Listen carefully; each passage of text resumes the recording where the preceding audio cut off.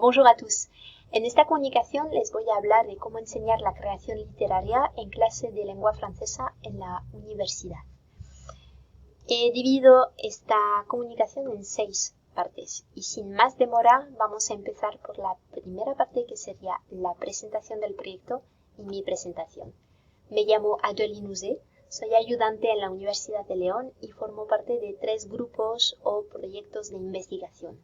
El primer grupo, que sería el grupo de innovación docente CO2, colaboración internivelar e internacional en el grado de educación primaria en la Universidad de León.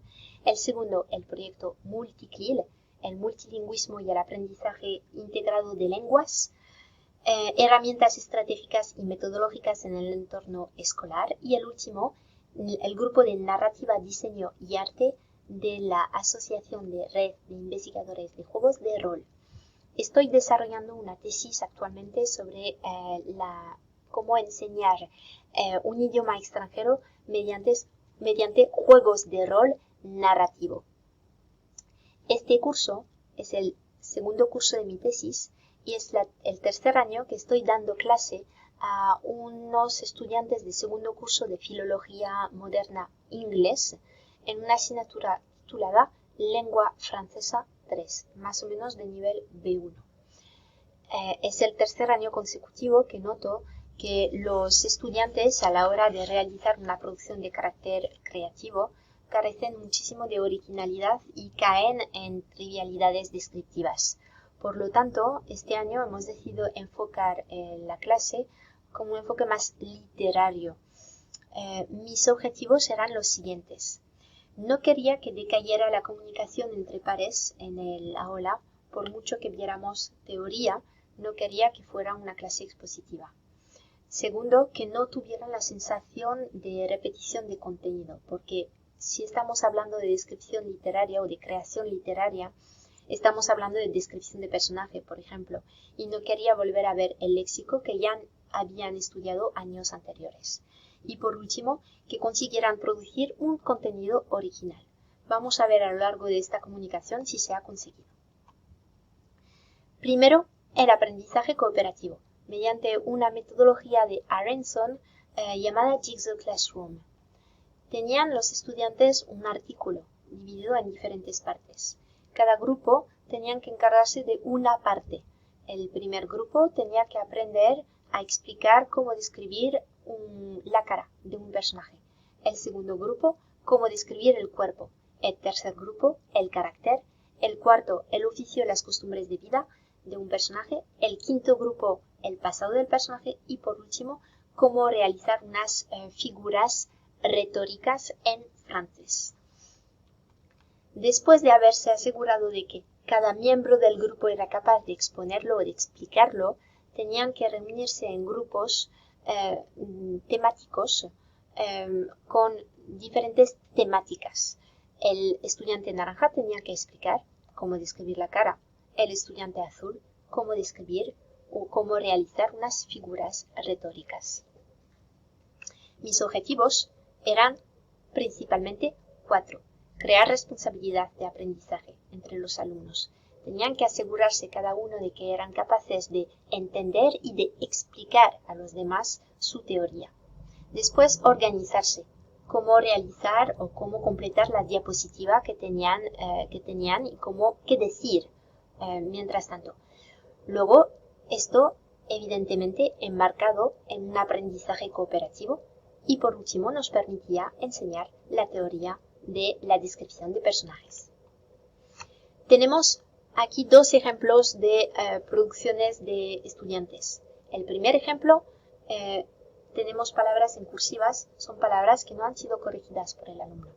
Tenían que elegir unas imágenes generadas por una aplicación de inteligencia artificial llamada Midjourney y tenían que describir, usando la teoría que habíamos visto en clase mediante la metodología de Jigsaw Classroom, su personaje. Aquí el segundo estudiante sí que ha corregido su producción. La segunda actividad sería mediante el pensamiento divergente, talleres creativos en los que tenían que describir un paisaje mediante los 5 sentidos, la vista, el oído, el olfato, etc. Primero tenían una descripción inicial.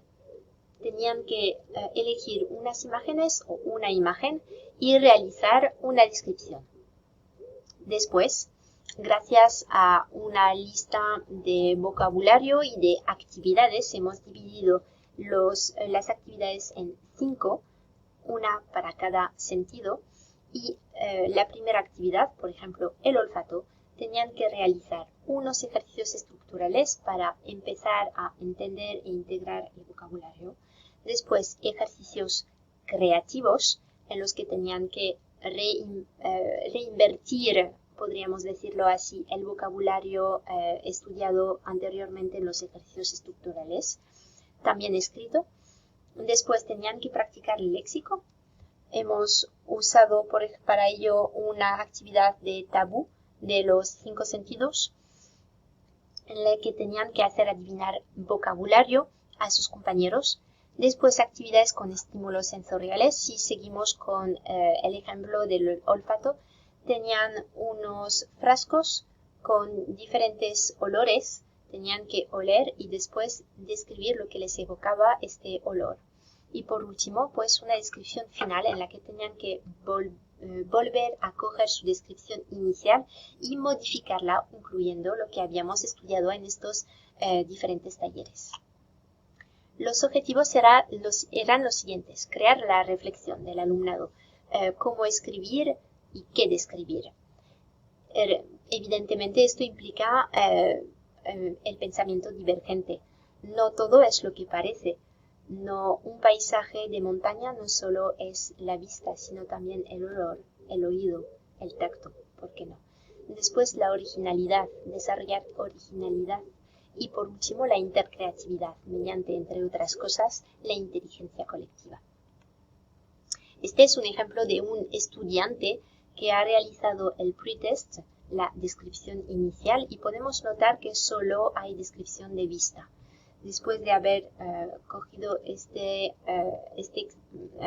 descripción otra vez, el estudiante incluyó más sentidos en su post-test, lo que ha sido un logro al final. Por último, la metodología expositiva. Los estudiantes tenían que escoger una temática sobre la cultura de la Francia del siglo XVIII. Para ello, primero tenían que formar los grupos de 2 personas y preparar el tema con un apoyo visual obligatorio. Después, exponer durante 4 minutos por estudiante, lo que hacía una media de 8 minutos por exposición, sobre la temática a sus compañeros. Eso les permitía acostumbrarse a expresarse en público. Después, preguntas dirigidas a los oyentes para asegurarse que el contenido había sido entendido. Los objetivos eran crear de forma adecuada un apoyo visual y no caer en la tentación de escribir demasiado texto en una diapositiva. Mantener la comunicación no verbal, sobre todo el contacto visual, que es bastante difícil para ellos a la hora de expresarse. Luego el contenido, no solo hacer un listado de fechas, sino explicar contenidos a los compañeros. Y por último, las habilidades comunicativas, como lo hemos dicho anteriormente, por ejemplo, generando la escucha activa. Los retos más complicados que se ofrecieron a nosotros y en los que tenemos que hacer hincapié para los años siguientes son los siguientes, valga la redundancia. Primero, para la Jigsaw Classroom, el primer reto sería formar grupos equilibrados, que no sean solo grupos de nivel A2, grupos de nivel B1, grupos de nivel B2, que sean heterogéneos en cuanto a nivel. El segundo reto sería adaptarse al número de estudiantes presentes. Como hago esta actividad en 2 días, el segundo día a veces hay ausencia y tenemos que adaptarse a estos hechos. En este caso hemos hecho la segunda parte del Jigsaw Classroom en clase entera porque faltaba muchísima gente. Los talleres creativos. Primer reto, tenemos que encontrar un cierto equilibrio entre trabajo grupal para fomentar la intercreatividad y la inteligencia colectiva y trabajo individual para poder integrar las cosas aprendidas. Luego, generar participación. Cuando no es una actividad que cuenta para la evaluación continua, hay que insistir muchísimo para que produzcan ellos y que se sientan implicados en su aprendizaje. Y por último, las exposiciones. Necesitamos trabajar muchísimo en la comunicación no verbal porque tienden a bajar la vista para sus notas y no mantener el contacto visual con los compañeros, lo que corta la comunicación. Crear un apoyo visual adecuado, como lo hemos dicho anteriormente, sin mucho texto, solo que sean mayormente imágenes y palabras claves. Después, exponer y no recitar, lo que es muy complicado en un idioma extranjero. Y por último, pues explicar el contenido que han notado que no han sido entendido durante el cuestionario a los compañeros. Eso no lo hacían siempre. Las conclusiones que podemos sacar de todo eso. Hemos propuesto una actividad final a nuestros estudiantes que consistía en redactar un relato de terror inspirándose de una partida de juego de rol que realizamos en clase y dando el punto de vista de su personaje. Les hemos dado unas directrices para que no se sientan perdidos y a partir de ello hemos analizado 16 relatos, de entre 154 palabras a 948 palabras. Y estos relatos han sido analizados con la aplicación MaxQDA. Primero, la descripción de personajes. Lo que podemos destacar de este análisis es que las costumbres de vida, al contrario que las demás temáticas, han ido bajando. Hemos encontrado menos segmentos en cuanto más niveles de estudiantes había. Sin embargo, podemos destacar que los estudiantes, cuando realizaron una descripción de personajes, no solo se centraron en la descripción física, sino en otros conceptos. Luego, las figuras retóricas. Hemos identificado varias figuras retóricas y les voy a exponer ahora mismo las diferentes figuras que hemos encontrado. Comparaciones y metáforas, muchísimas. Alguna ironía y enumeraciones bastantes con alguna gradación también. Hemos encontrado oposición, que es una figura de estilo bastante fácil de realizar. Alguna prolepsis, de forma sorprendente, diría yo. Y por último, oxímorones e hipérboles, que han sido muy interesantes, como aquí el ejemplo que hemos puesto, un cri silencieux, un grito silencioso, y la rage ardente. Bien, los 5 sentidos. Esta parte ha sido todo un éxito. En los 5 sentidos hemos notado que la descripción principal obviamente sería la vista, pero seguida de bastante cerca por el oído. Han tomado en cuenta los 5 sentidos a la hora de describir sus personajes o sus paisajes. Los datos históricos y culturales. Hemos encontrado 15 segmentos de datos históricos estudiados en clase, aunque a veces son datos que han sido integrados en el relato de forma bastante torpe, pero han sido integrados, y otras veces, bueno, son datos bastante genéricos, como en 1775, cuando Luis XVI estaba en el poder. Bueno, pero es un dato que han integrado al final. Decir simplemente que hemos encontrado 2 anacronismos, uno de ellos que ha sido la inclusión de un personaje que coge el tren para volver a la capital. Lo que pasa es que estos relatos tenían que ser desarrollados en el siglo XVIII y que la introducción del tren para viajeros ha sido en el siglo XIX en Francia, exactamente en 1837. Los mejores relatos han sido integrados en una revista informal que hemos titulado Lycanthrope. He cogido los relatos de los estudiantes, aquí tienen el ejemplo de uno de los relatos, y lo he maquetado yo con imágenes creadas por la inteligencia artificial gracias a sus descripciones y con la aplicación de Canva. Decir que los relatos han sido bastante originales, mucho más que los años anteriores, por lo tanto creo que ha sido todo un éxito.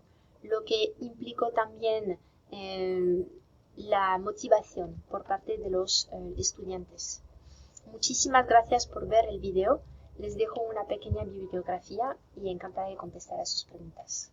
Hasta luego.